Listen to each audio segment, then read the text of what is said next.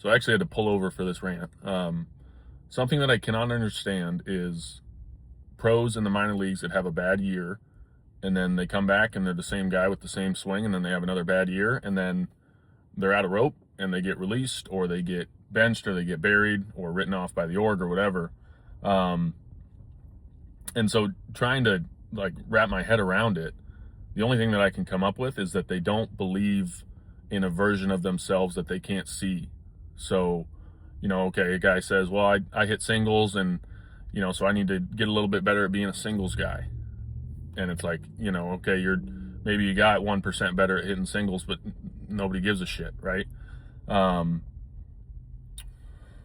Instead of like, okay, what if I was the kind of guy that could hit a 2-0 curveball for a homer when I wasn't sitting on it, right? Like, for a lot of pros, even you're probably thinking like, no, that's not part of my game.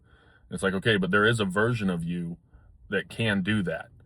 And I'm biased, of course. I think we're the best player development, gym probably in the country. But if you don't go with us, and if you don't think we have the answers, at least look for the answers. At least question whether or not you can be somebody that you haven't even thought you could be.